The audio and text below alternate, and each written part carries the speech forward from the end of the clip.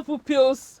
You're welcome to another edition of your favorite program, The Classroom in Your Home, a program organized by Lagos State Government and packaged by Lagos State Universal Basic Education Board, LASUBEB. It is to ensure that you are academically engaged in addition to what you're learning in school. I am Auntie Fumi, your English Studies teacher, and I have with me, as usual, your wonderful teachers. Hello, children. I am your mathematics teacher, Uncle Agbaje, but you know me as the mathematician. Uncle Popo is here, your general studies teacher. And we also have our hard-working sign language interpreter in the house. Together, We are bringing the classroom into your home. Please stay tuned.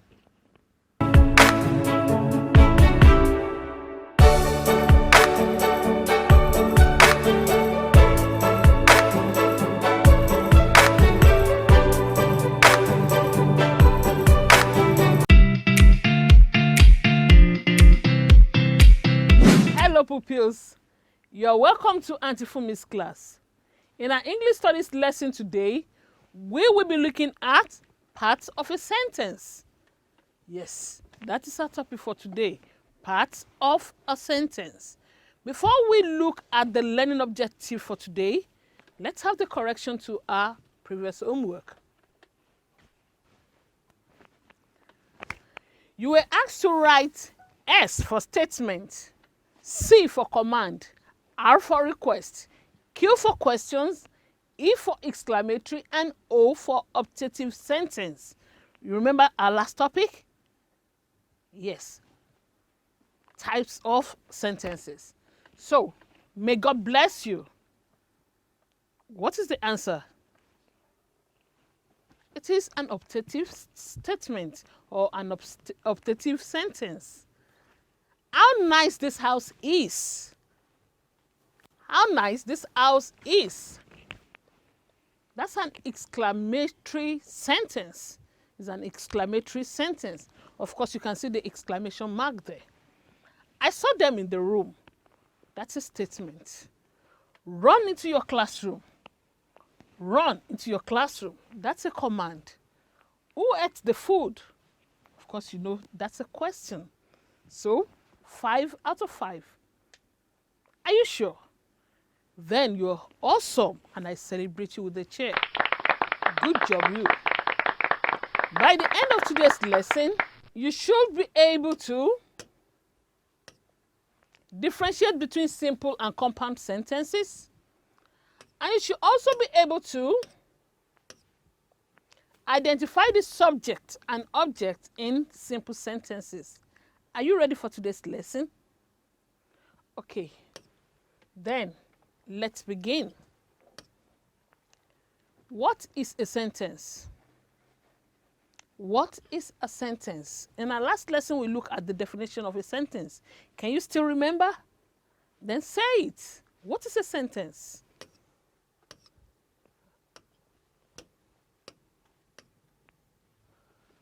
A sentence is a group of words that makes complete sense. A sentence is a group of words that makes complete sense. Now let's look at example of sentences. Okay, here is a sentence. The cat is asleep. The cat is asleep. That is a sentence. The pupils are reading a book. The pupils are reading a book. That is another sentence. Sleeping on duty. Sleeping on duty. Is that a sentence? No, it is not. It is a phrase. It is a phrase because it is not complete. Sleeping on duty is a phrase, not a sentence. At the bookstore. That is another phrase, not a sentence. Can you see the difference between a sentence and a phrase? Good. So, let's look at simple sentence. Simple sentence. A simple sentence is a sentence that has only one verb. A simple sentence is a sentence that has what? That has only one verb. Here is an example. Umar attends Maryland Primary School. Umar attends Maryland Primary School. That's a simple sentence. It has just one verb, attends. The boy is awake. The boy is awake. That is another simple sentence with just one verb, is. Ade caught a fish. Ade caught a fish. That is another example of a simple sentence with just one verb, caught. The patient fell asleep. The patient fell asleep. Another simple sentence with just a verb, fell. Now, let's go to the next one, which is compound sentence. Compound sentence. A compound sentence is a sentence that has two or more simple sentences joined by conjunctions. A compound sentence is a sentence that has two or more simple sentences joined by conjunctions. For example, Foluke passed her examination because she studied hard. You know what a conjunction is? Oh, we've said it before, yes. So, Foluke passed her examination because she studied hard. What is the conjunction here? Because. We have two simple sentences. Foluke passed her examination. That is simple sentence number one. The second one, she studied hard. So, joining it, both sentences together is this conjunction, because. Foluke passed her examination because she studied hard. Another example, I was reading a book when he entered the room and took my pen. We have three simple sentences here. Number one, the first one, I was reading a book. The second one, he entered the room. And the third sentence, he took my pen. So we have conjunctions joining three simple sentences together. I was reading a book when he entered the room and took my pen. Are we together? The patient fell asleep after she took her drugs or her medications. The patient fell asleep after she took her drugs. After is the conjunction joining two simple sentences together here. The thief escaped before he could be lynched by the mob. The thief escaped before he could be lynched by the mob. The thief escaped. One sentence, he could be lynched by the mob. Another sentence, joined together by the conjunction before. Are we together? Now let's look at parts of a sentence. Parts of a sentence. Every sentence has two parts. Every sentence has two parts. We have the subject and we have the predicate. Let's say that together. Subject and predicate. Again, subject and predicate. Every sentence has two parts, the subject and the predicate.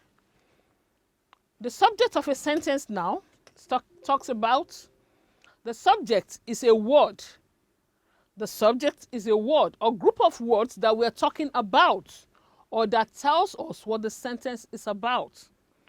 When we look at the subject of a sentence, it is a word or a group of words that we are talking about or that tells us what the sentence is about. The subject comes before the verb in sentences that are in active voice. When the sentence is in the active voice, the subject will come before the verb. In the following examples, the subjects are highlighted. We have examples here and we've highlighted the subject in the sentences. The girl washed the plates. What is the subject here? The girl. The girl is the subject. This sentence is talking about the girl.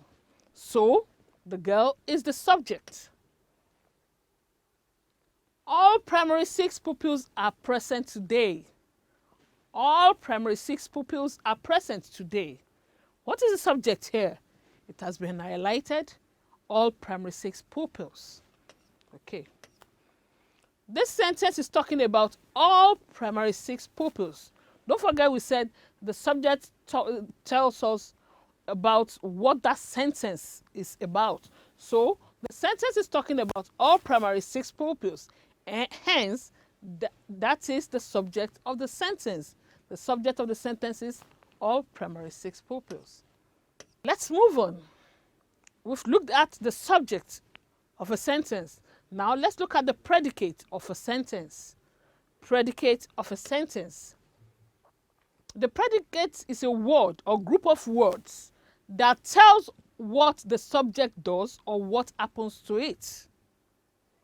The predicate is a word or group of words that tells what the subject does or what happens to it.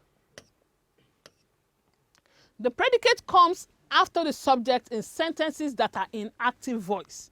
When the sentence is in the active voice, the predicate will come after the subject. Yeah, in simple sentences, the predicate consists of the verb, which is the action performed, and sometimes the object, which is the receiver of the action. Are we together? Okay. In simple sentences, I'm taking it again.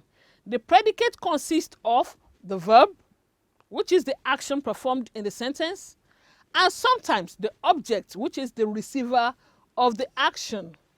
Here are examples. The girl washed the plates. The girl washed the plates. The subject is the girl. So the predicate is washed the plates. Washed the plates. The subject is the girl. What she did is that she washed the plates. She did what? She washed the plates. All primary 6 pupils are present today.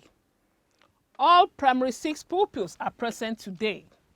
The subject is all primary 6 pupils.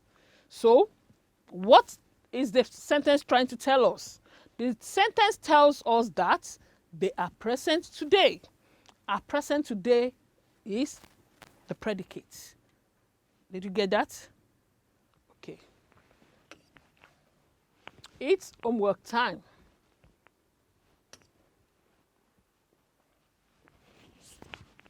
I'll tell you what. Okay, send you.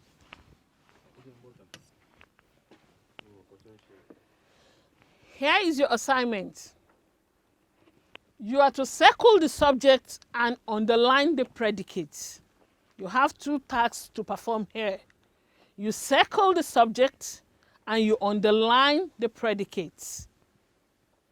In the next 30 seconds, please capture this homework, and I'll be back to sign out.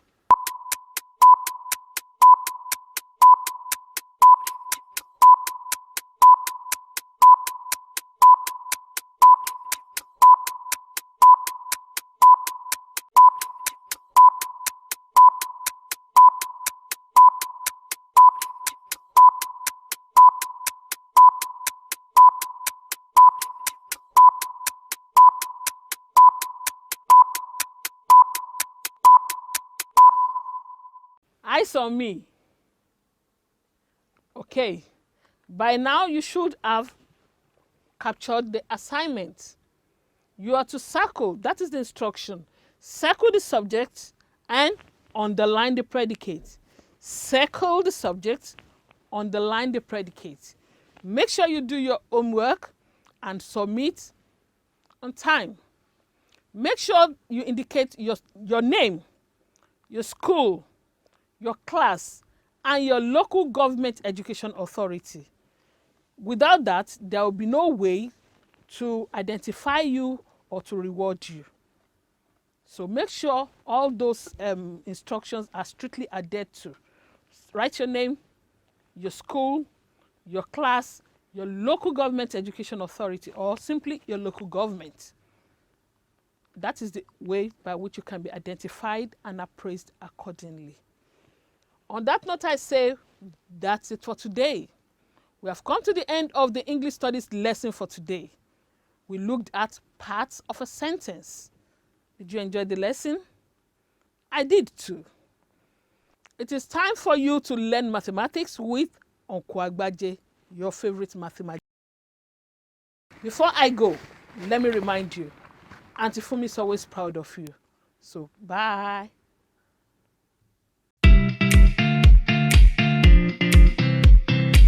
Hello, children. You are welcome to this segment of the program, The Classroom in Your Home. It is mathematics time, and it promises to be a fun-filled outing for us today. I am Uncle Agbaje. Today in mathematics, we'll continue our work on angle. I will also be introducing a new segment of the program which you are bound to enjoy. Trust me, you're going to see something that is going to amaze you today.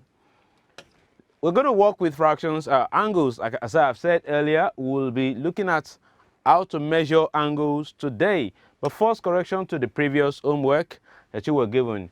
You were asked to find the larger angles between the hours on the clock face, and you were given these times. I expected you to have drawn the clock face and fixed the times. And so when the time is 7 o'clock, the larger angle will be 210 degrees. That's because between each number on the clock face, remember how many degrees do we have? We have 30 degrees. So 1, 2, from here to here is 30. That's one space. 2, 3, 4, 5, 6, 7. 30 times 7 is 210. And for this one, the larger angle, of course, if you start from this end and go all the way to this point, that is 11 up to this point. 30 times 11, that is 330. Then half of this will be 15. That will be 345 degrees. Again, the larger angle this way is 270 because there are 9 spaces and you multiply 9 by 30. And for this one, again, is 225. And that is because if you go around all the way to this point, that is 180 plus another 30, that's 210. Then half of this is 15. Half of that is 15. 210 plus 15, that gives us 225. How many did you score? You got all? 3 out of 4, 2 out of 4. Other than you are doing well, my friend, and I'm going to celebrate you with a J. Now, moving on to our lesson objectives.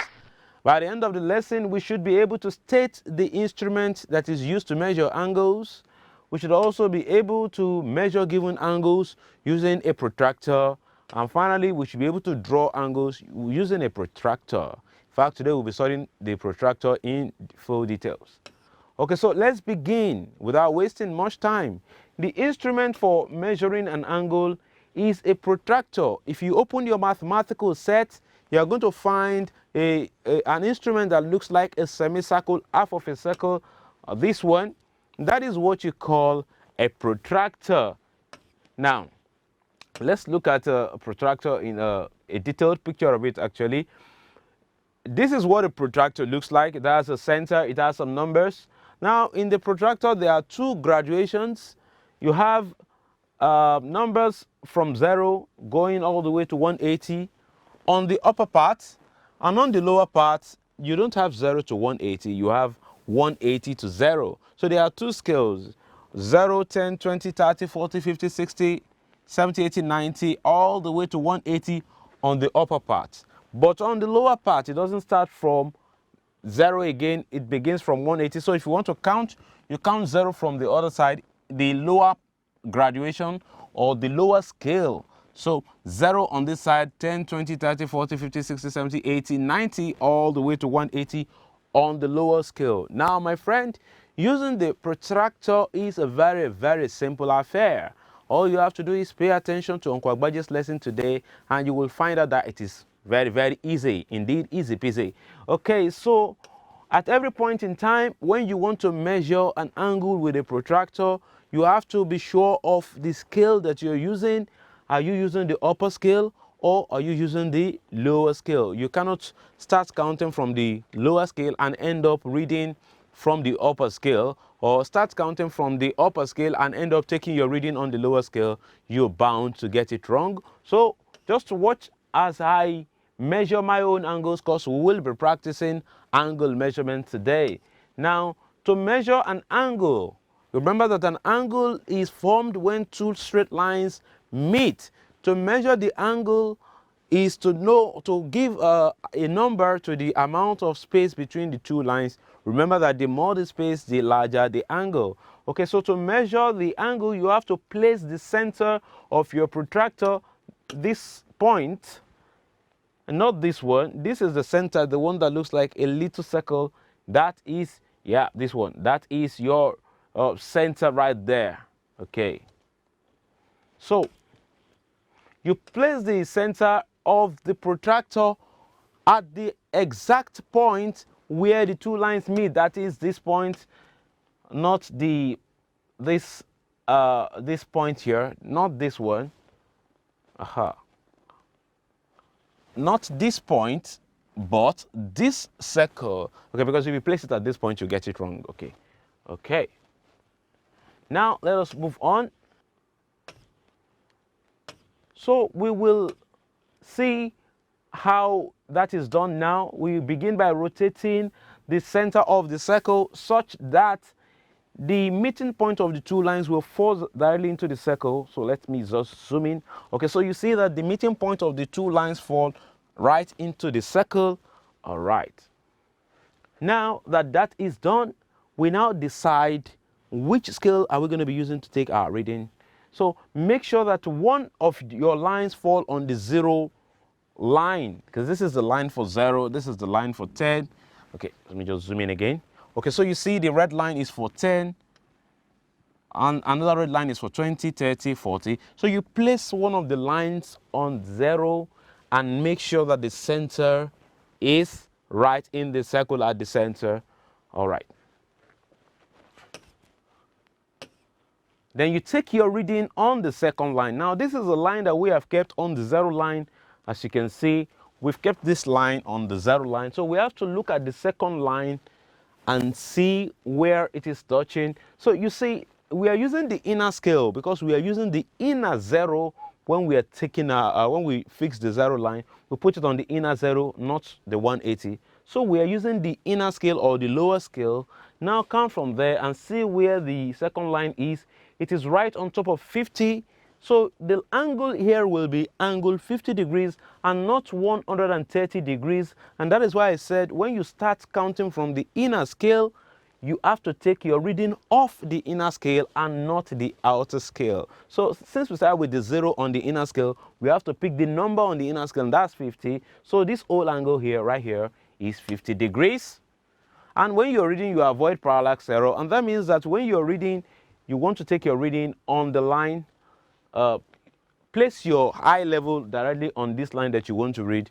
Don't go and stand somewhere here or somewhere here. So look at this eye point right here. You can see it is directly on the line. That's where you read from. So the angle here is 50 degrees, and it's an acute angle. It would have been wrong for us to say it's 130 degrees because obviously 130 degrees would be an obtuse angle, and that would pass the 90 point.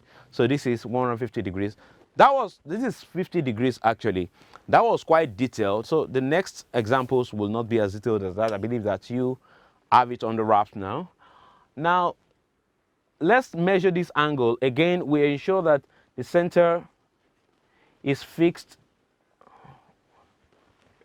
We ensure that the center is fixed and place one of the lines on the 0 point. Now we're using the 0 of the outer scale. So having done that, we look for where the other line is touching on the outer scale. Now, get this.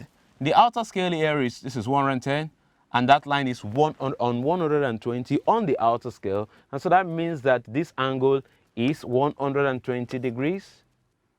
Yes, it is 120 degrees, and it is an obtuse angle. Let's check out another one. Now, with this one, we are trying to measure the angle without using 0 as our starting point. So again, it's possible. We put the center right in between. We put the meeting point of the two lines right in between the protractor. And now we make sure that one of the lines just coincides with any of the major lines. So in this case, it is coinciding with 80 and 80 on the outer scale, or 100 on the inner scale. Now to read the angle, we don't need to, since we are not starting from 0, it is best to just count the lines. So from here to this point is 10 degrees, because 80 to 90 is 10 degrees. 10 degrees, 20 degrees, 30 degrees, 40 degrees, 50 degrees, 60 degrees. But this line is not on this major line exactly. It's in between this one and the next one. So since between one major line and the other one is 10 degrees, halfway will be 5 degrees. So let's take it again. From this green line to this point, 10, 20, 30, 40, 50, 60, then halfway, half of 10 is 5, so 65. And that means that this angle will be 65 degrees, but we didn't use 0 as our starting point this time, so we only have to count. You can't just say, oh, it's stopping at, between 140 and 150, that's 145, and so the angle is 145. No, because you're not starting from 0. So these are the 3 ways to read the angle successfully. It's either you take the 0 from the inner scale or the 0 from the outer scale, or you just make sure that one of the line is on a major line and count manually, ensuring all the time that the center of your angle, the meeting point of the 2 lines, is right in between the circle. And it's as simple as that. Now let us move on. So I want you to take the reading of this angle. You have 20 seconds to study it, and I'll be right back. Alrighty then, what is the reading that you have taken?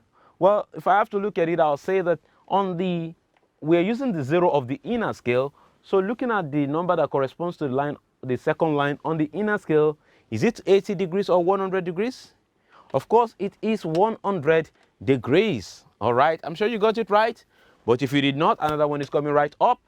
So take the reading on this angle. I'll just give you 10 seconds. 10, 9, 8, 7, 6, 5, 4, 3, 2, and 1. Have you gotten your answer? Let's see. We have placed the center in the circle, and now we are using the outer scale because the first line is on 0. But counting, we see that the other line falls between 30 and 40 on the outer scale because we are using the outer 0. So between 30 and 40, that is 35. Did you get 35? Good job, you, my friend. I know you're smart, you'll get it easily. Okay, so it's 35 degrees. All right, this is the final one. None of these start from 0, so remember that you have to count. I'll give you 10 seconds again. Let's begin. 10, 9, 8, 7, 6, 5, 4, 3, 2, and 1. A smart kid you are. So I take note that this first line, the 2 lines, of course, are meeting right in the center of the protractor. The first line is on a major line, so I count from there. From here to here is 10, 20, 30, 40, 50, 60, 70, 80, 90 degrees. Is it 90 degrees that you got? Let's see whether it's 90 degrees. Of course it is 90 degrees, my friend. You are very smart. Now we move on to measuring or drawing angles using the same protractor. Angles can be drawn using the protractor. Here we are going to demonstrate how to draw the 60 degrees angle. Trust me, it's very, very easy. The first thing that you do is that you need to locate the center of your angle. Where you want the 2 lines to meet, just put a point with a light pen. Then you put your protractor on top of that line such that that point that you have drawn is right in the center of the circle. Say, okay, my pen is a purple one, and so I put it in the center. So just make sure your own point is right in the center of the protractor. And then hold down the protractor firmly. Now we want to draw 60 degrees. So you have to put a point at the 0 line, and that is this point. So I'm going to draw my own point. Okay. So see, I'm using the inner 0 now. So I put a point right on that line, in front of the line. And then I have to put another point, because I want to draw 60 degrees, on the inner scale, because I'm using the inner 0. I have to look for the inner 60. This is the point, and I put a point just right on that same line. So let's see. Okay, so where is my point? Okay, so the point comes right along the 60 line, as you can see. Okay, so when you have drawn these 3 points, again, the center, the 0 point and then the 60 point. Be sure of the scale that you are using. Now you can remove your protractor. So you are left with the 3 points. Just join the 2 points to the center like this, and you have your 60-degree angle. It's as simple as that. Let's see. I'll draw another one. 135 degrees angle. Now this time I want to use the outer scale. So again, I put a point and I put my protractor on it. Then I want to use the outer scale. So the 0 is right here. So I put the 0, the point for 0. Okay, so where is that so that you can see?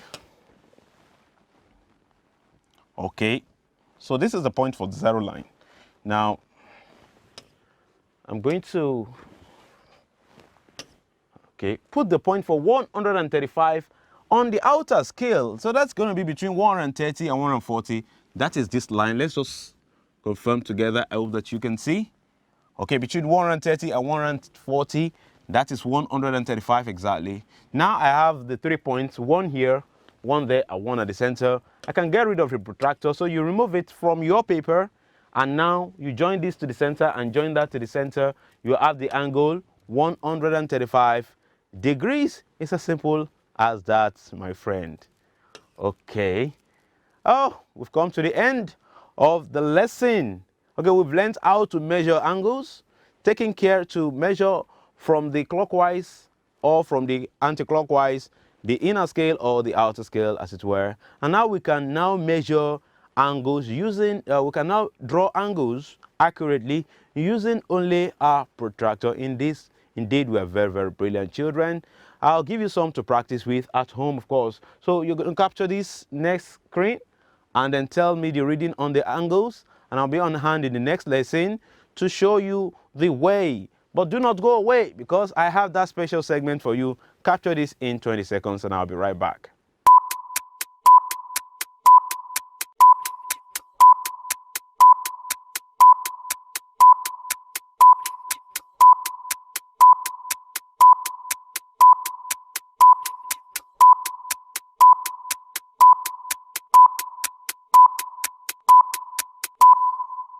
Hello children, you are welcome to this segment of the mathematics class, which I call the Magic Tuesday segment. I'm very, very excited to introduce this segment to you. It's a segment of the math class where I'll be sharing with you a lot of tips and tricks that will give you an edge in mathematics, you know, something that makes you work smarter and more efficiently. So watch out for this segment every Tuesday and you will have something new to learn. For today, we are going to learn how to multiply two-digit numbers by 11. And guess what? We will not even be doing any multiplication at all. Trust me, anybody can do this. Are you ready? Let me wow you. Right. We are going to begin by multiplying 11 by 53. Now, on the surface of it, 11 by 53, you're going to get your notebook and start calculating. It may take you 2 minutes, 3 minutes, but it's very, very easy. We want to multiply 53 by 11. So what we do is that we write the 53 as 5 and 3 and leave a space in the center. Then, when you add 5 to 3, this 5 and 3, add them together, what do you get? You get 8. So that space, just slot in 8. And your answer, my friend, is 583. Did I hear you say what? Yes, that's the amazing magic of mathematics. Let's say that it works for other numbers as well. This one, we want to multiply 63 by 11. So again, we split the 6 and the 3, and then we add them. 6 plus 3 gives us 9, and we put the 9 in the center, and we get 693. It's as simple as that, my friend. Does it work for all two-digit numbers? Yes, but you may hit a snag somewhere, and I'm going to give you an example of that. For instance, we want to multiply 48 by 11, so we just split 4 and 8. But 4 plus 8 gives us 12, and that's a two-digit number, right? Okay, so you know what? You put the unit digit in the center. That's 428. But what's going to happen to the 1? We're not throwing it away. Just like we normally do with addition and carrying, we carry 1 to the next place. 1 plus 4 is 5. And then the answer is 528. It's as simple as that. When you have to multiply two-digit numbers by 11, my friend, just split them and add the 2 digits put the answer in the center. If the answer is more than a unit, then you take the tens digit and regroup it to the hundreds place, and you add it there, and you will get your final answer. Did you enjoy the Magic Tuesday segment? Of course you did, and I did too. And I'm looking forward to bringing you more tips and tricks in the Magic Tuesday segments that will come in the subsequent lessons. That's it for me today. It's time for me to hand you over to Uncle Popo for the General Studies lesson. Till I come your way in the next mathematics class, remain wonderful mathemagicians. Bye-bye now.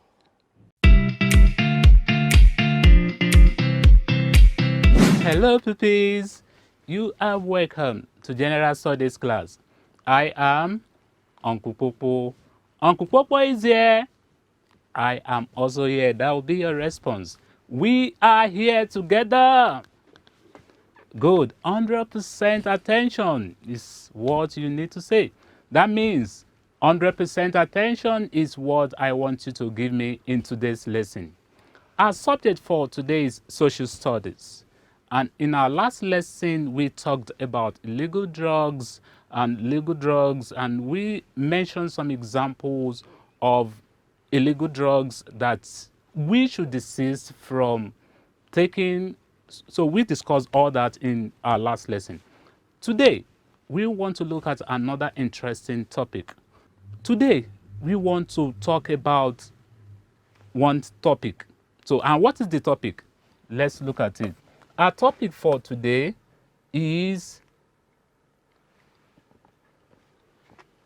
effect of normal and excessive use of drugs. Say that. Effect of normal and excessive use of drugs. What are the learning objectives? By the end of the lesson, you should be able to explain the effect of normal drug use, identify consequences of excessive drug use, and you should be able to describe factors causing drug abuse behavior. When talking about drugs, it's very essential to let you know that we have normal use of drugs and we have abnormal or excessive use of drugs. Talking about normal use of drugs produces the desired effect. Just like maybe you are having headache and doctors or nurses prescribe the kind of medicine you take to relieve you of that headache. That's normal use of drug. But when we talk about, let's talk about normal use of drug, this happens only when we take drugs from the prescription of medical professional. Prescription from medical professional. Not that when you are having headache, you just decide on your own to go and buy certain medicine to use. It should be from prescription from medical professional. That's normal use of drugs. And then now let's talk about this that affected Kukuma in that story. Effects of excessive drug use.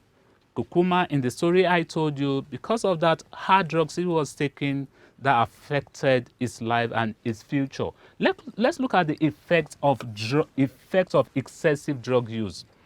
When we say excessive drug use of drugs leads to addiction. When you say addiction, what do we mean? It means that you continually using those drugs because your body system cannot resist or cannot do without those drugs. Using those drugs will become part of you that you cannot do without using it.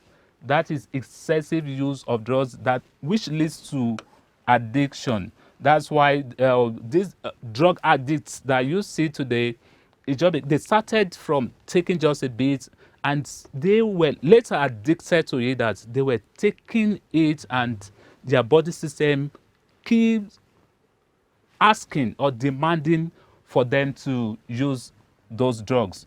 Drug addiction and abuse. Addiction, just as I've said, is a condition that affects your brain and behavior. When your body asks for it every time, that means it has really affected your brain because your brain will demand for it. And And your behavior also, it will make you to, it will ask you to use those drugs because you can't do without using those drugs. When addicted to drugs, you can't resist the urge to use them, no matter how much harm the drugs may cause.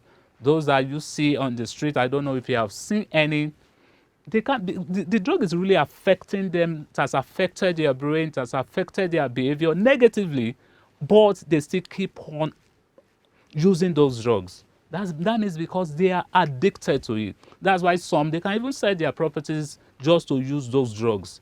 And later, when no money to buy those drugs, it really affect their life permanently. So excessive use of drugs or using hard drugs or becoming drug addicts is not good at all. Now on to factors causing drug abuse behavior.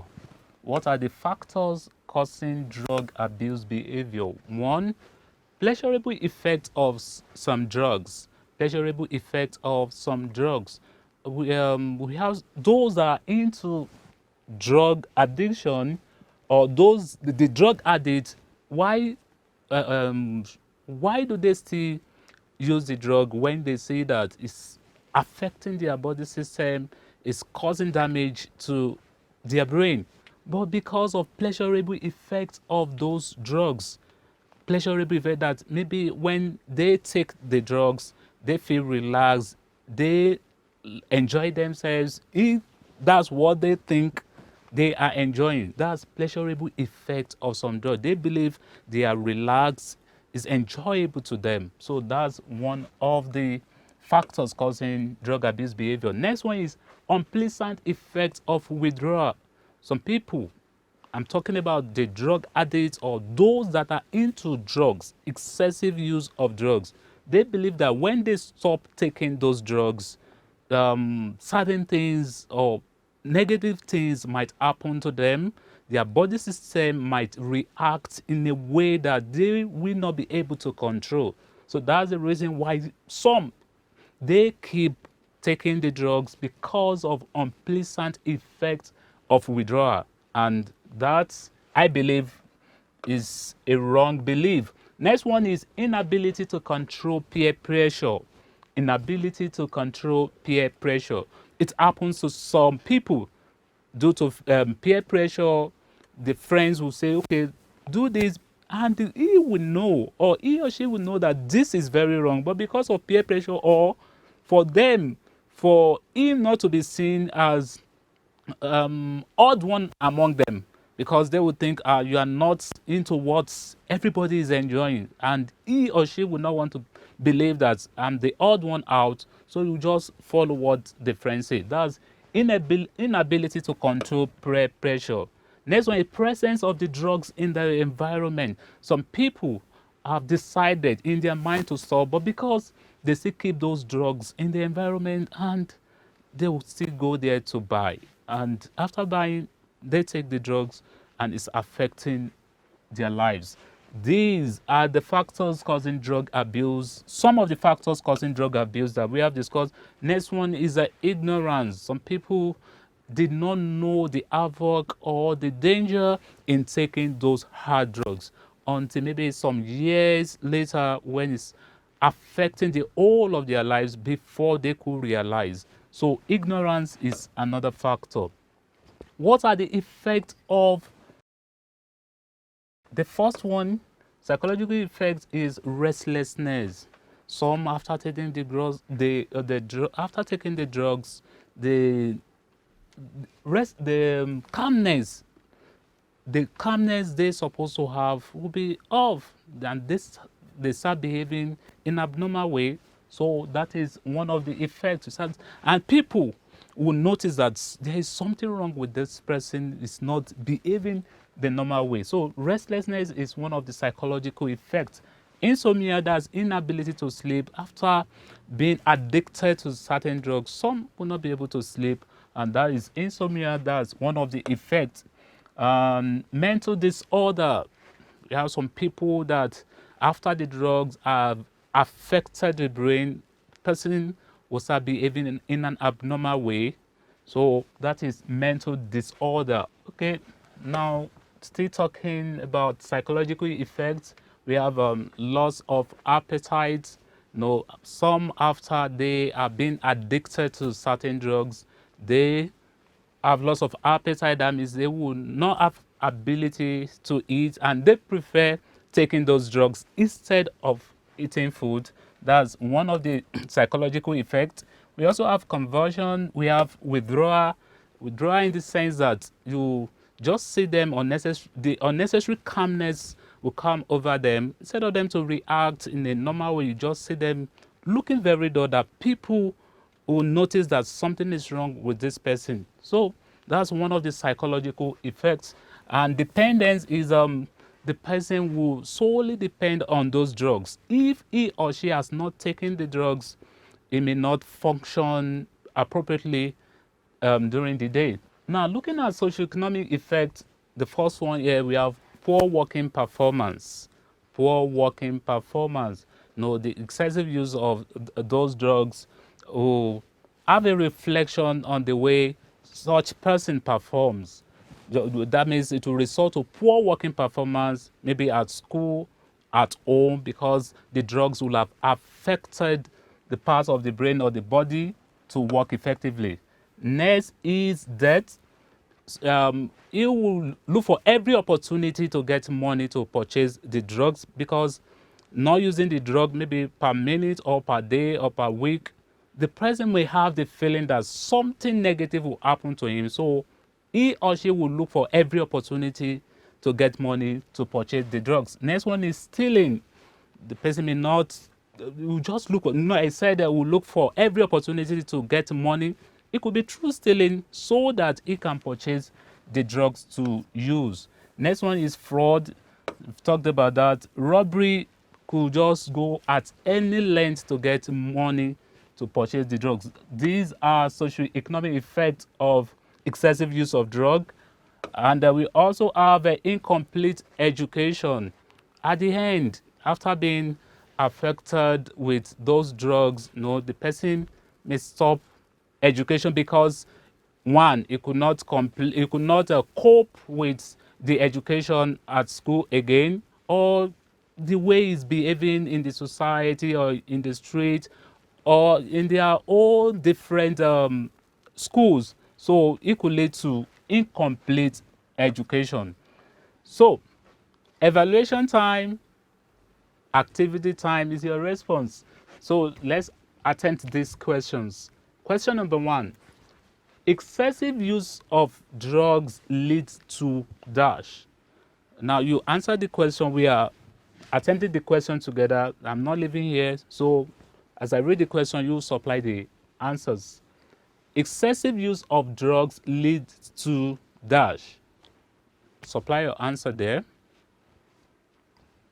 Have you done that?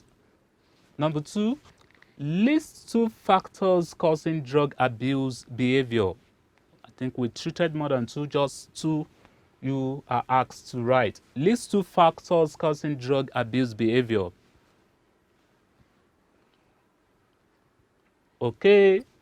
Question number 3, state 2 psychological effects of drug abuse. State 2 psychological effects of drug abuse. Have you done that? You don't even need to think of what to write there. And the last question, give 2 socio-economic effects of drug abuse.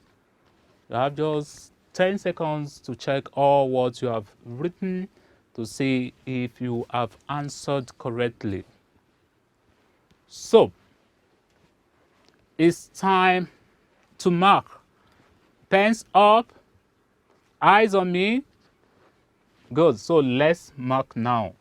Number 1, excessive use of drugs leads to addiction.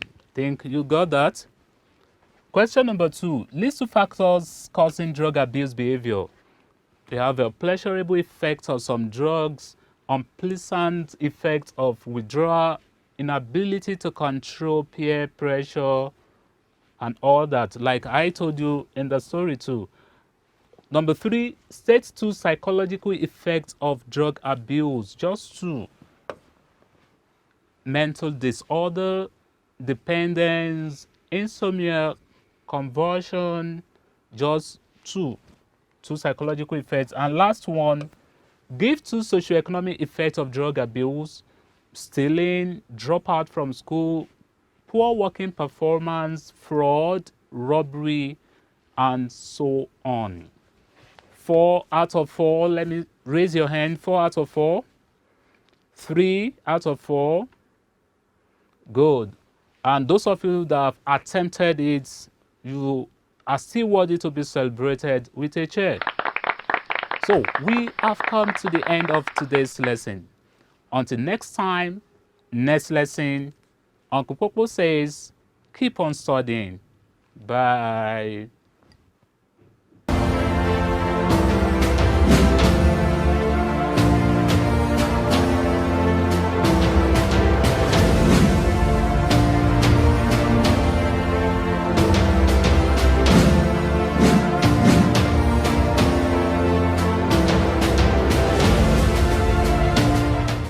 My wonderful pupils, we have come to the end of another exciting episode on the classroom in your home. An exciting episode indeed it has been for us.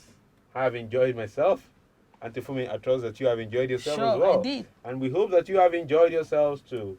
Now remember that practice, it's what leads to perfection. And for this reason, we have put together online lessons for you, online assessments for you to practice with, so that you can hone your skills in all that you have learned on the classroom in your home. You can access these tests using the link bit.ly/lastwebtests. That is bit.ly/lastwebtests, where you will click on lesson 4 to find practice tests for today's lessons. Taking the online test is based on if you have access to either your daddy's, your mommy's, your uncle's, or your auntie's Android or smartphones. If not, there's no problem. Just send your questions, your comments, and your homework to 081 5086 5663. Please, SMS and WhatsApp messages only. Do not call. And when you're sending your assignments, ensure that you indicate your name, your school, your class, and your local government education authority. This is the only way by which we can identify you and reward you accordingly. As the teacher said, exciting episode we had today. Truly, you could testify to that we had exciting episode in our lessons today.